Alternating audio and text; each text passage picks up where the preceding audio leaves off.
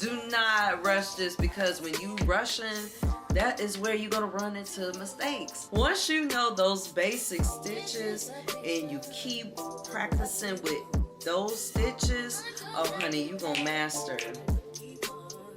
Take it from me.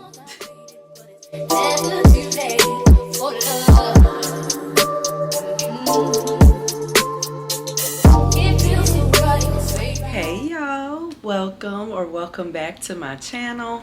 If you're new here, my name is Victoria and I am a sustainable fashion designer. Go ahead and hit that subscribe button so you could come join the family. It took me a while to finally come out with this video, honestly, because I really had to sit down and think, because it is a lot. It's so much, but I wouldn't trade this. So this is going to be for my beginner sewers, my sewing girlies, or girlies that's trying to tap into sewing. Don't get discouraged now, because it's definitely, it's real. You can't just fly past this. You're not going to grasp it overnight. It's going to take some practice. It's going to take patience. And it's going to take making some mistakes. So if you want to tap into the sewing journey and you want to listen to the advice that I give, go ahead and keep watching this video. I have my journal, y'all see this. I did write some things down. I had a lot more. There's so much more, but I don't want to make this video super long. So the first thing I'm gonna tell y'all, it is okay to make mistakes. You're gonna make mistakes starting off. You are going to run into issues and you might give up. You might just say, F this, get off the machine or whatever. Trust me. And it's okay. It is okay to go through these things, because guess what? You learn from these mistakes. You're not going to get it on the first try. Trust and believe. It may be the tension on the machine. It might be the fabric that you're using. It could be a plethora of different things. I'm going to say this too. There are so many seamstress and sewers out there. They don't know every damn thing. I've worked with older seamstress and sewers that's been doing it way longer than me, and there's some things that they don't know either. You're going to learn along the way. If you really want to dive into this journey, trust me, you're going to learn so much along the way. Which ties into my next tip. Please be patient. You have to be patient when it comes to sewing. You can't just rush the process. I get it. Trust and believe. Like, there are times like I might be working on a shirt and I might feel like I'm working too long on it. And there's times I'm like, oh my God, I just want to be done. Or if it's an alteration order, I'm like, oh my God, I just want this to be done. I'm trying to hurry up, get it done. Don't do that. Do not rush this, because when you rushing, that is where you're going to run into mistakes. Definitely buy you a beginner-friendly sewing machine. Something that's affordable and inexpensive. You don't want to go and buy a $700 machine. You don't even know how to do a straight stitch. You don't want to do that. Now, I know, again, I'll be watching the videos. The videos I've seen, people say it's okay to borrow somebody's machine, which ain't no shame into that. I didn't. My first machine, my dad bought for me. Thank you, Dad. He bought it for me. I'm a little skeptical when it comes to borrowing from other people, because let's say you run into a problem and the machine just gives out, or the paddle foot doesn't work, and the person that you got it from, they just gave you the machine. They didn't give you no manual. They probably didn't throw the manual away. So now what you gonna do? Now you gotta go pay out some money to go get it repaired. Just go on and buy you an inexpensive sewing machine. The first machine that I've had it for throughout throughout high school and actually throughout my whole college career. So you do the math. Go on and just save up a little coin and get you a beginner-friendly machine. The lighting is switching up on me. Let me take my glasses off. I feel like look like I got Coke bottles on. I might have to do a part 2. I don't know. If y'all liking this, go ahead and give me the thumbs up. I can go ahead and do a part 2. But anyway, the next tip that I have is start with simple projects. When I took sewing lessons, the very first thing I made was a tote bag, and then I made a jacket. Also, when I was taking my fashion design classes, one of my sewing 101 class, we made a t-shirt. So I know us girlies, we want to make some cute stuff. So definitely a t-shirt, a hair scrunchie, a tote bag, a makeup bag. There's so many basic, easy sewing projects out there. Definitely Google some projects and you could definitely find some. Now, when you get your sewing machine, this is where you need to start practicing your basic stitches. And I'm talking your straight stitch, your back stitch, and your zigzag stitch. Once you know those basic stitches and you keep practicing with those stitches, oh honey, you're gonna master. You're gonna keep progressing. You're gonna keep evolving and wanting to learn how to work with different types of stitches. There's decorative stitches. You might want to get into embroidery. There's embroidery stitch. Listen, start from the bare minimum and start with them basic stitches and get them down packed, okay? All right, I had to hit the light on y'all, so bear with me. But anyway, the next tip I have is choosing the right type of fabrics for your project. Again, this is based on experience. People out there, they'll tell you, oh, just use what you have. Just use whatever. It's gonna look fine. No, don't do that. Don't do that.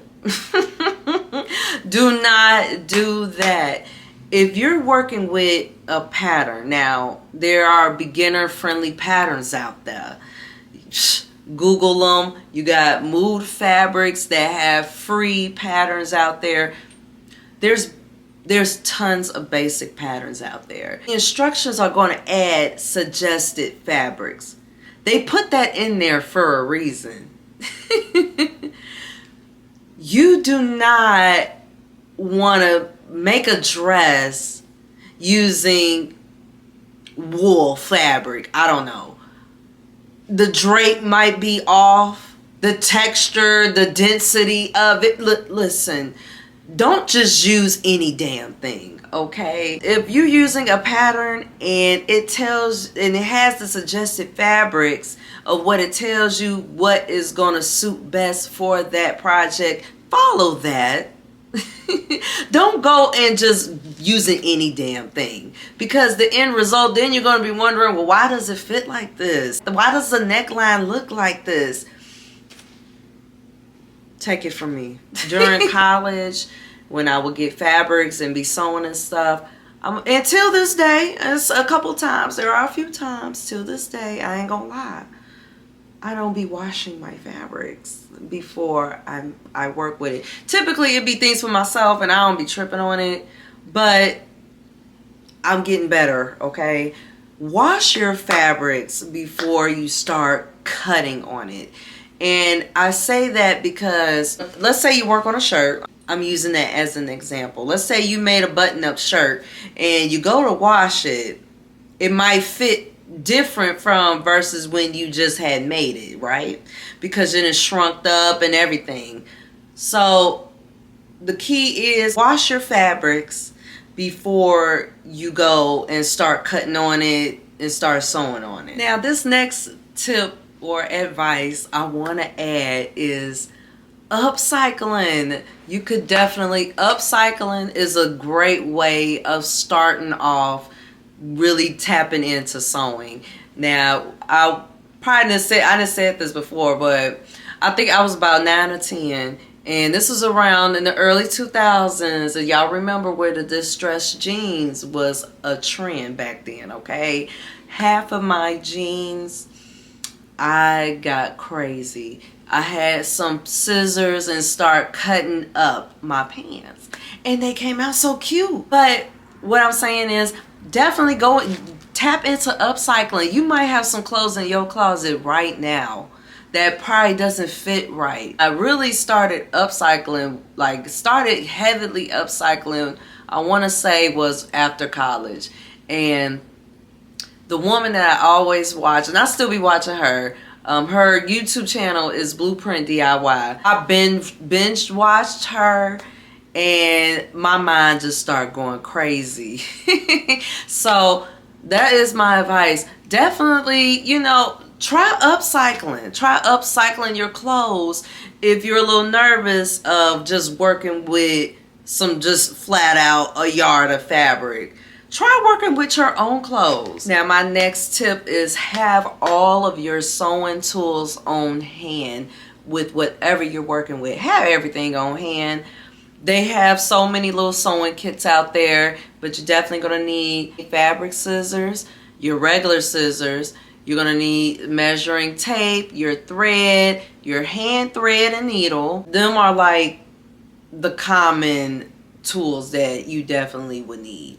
And also have like a little pouch or something near you while you're working instead of having to get up and doing all that extra. Have everything with you, so all you got to do is grab and go. During this time, I would say during college, I was taking pictures of like things I was making and stuff. During that time, there wasn't no TikTok. You had Instagram, but it wasn't Instagram Reels. It wasn't really big at that time. I'm glad that, you know, we have these tools now. Well, unfortunately, we don't have TikTok. Damn, you know. And I said I was going to get back on there. Rest in peace. But anyway, document your process. Document the entire journey. By me having this YouTube channel, y'all, I thank you guys for the support. But listen, this is a visual diary for me, because this is where I can create a space for not only just myself, but others, for y'all out there that might be in the same shoes I'm in. Y'all really want to tap into the fashion industry. And so I'm so grateful to now having these different little platforms to utilize to showcase the things that I do. So the tip is document the journey. Also, not even just creating content or taking pictures of like your work, but also take notes of the things you're working on. Now, this is something that I've recently been doing. I've actually been doing it for a couple of years, so pretty recent, but it's very helpful. Whether it's not no damn journal, okay? It's just my ideas of whatever I'm working on. I just write it down. Or let's say I might run into a mistake on something, I will jot that down. But if I want to work on it again using something totally different, I could go back onto my notes and know not to make the same mistake again twice. Okay, so this is my bonus tip. I know that was probably quite a bit. That was a lot. Mind you, I've been sewing for 14 years and I still love it. I still learn something new every time I'm sewing. Now, 2024, I tapped in working at Davis Bridal and I love it. But I'm going to be honest, I used to get very discouraged working with bridal wear, because working with bridal, you have to be very careful because fabrics is definitely different from working with denim or a stretch knit, you know, so it's a different world, okay? But I wouldn't trade this for the world. And The more you practice, the better you're going to become. I would have never thought that me working in bridal wear, that was one thing that I was so discouraged of, was to ever working with that. And now look at me. Look what God did. So I'm telling you, the more you just have to be patient, and the more you just keep practicing, the better you're going to get. You know, then your mind really starts really going out there. Hell, you might want to start doing prom gowns. You might want to just make jeans. You might want to make t-shirts. Your mind just gonna start, it's gonna start flourishing. The sky is the limit, girl. So I hope that you guys enjoyed this video. I hope that you guys enjoyed the advice that I gave. It's a little different for most people, what they say. I mean, yes, I did add it in there. I'm speaking from experience, and if I could tell my 17-year-old self this advice, oh honey, she'll be out in New York somewhere, okay? But I hope that you guys enjoyed this video. Don't forget to like, comment, and subscribe. And I'm gonna see you guys on the next one. Bye.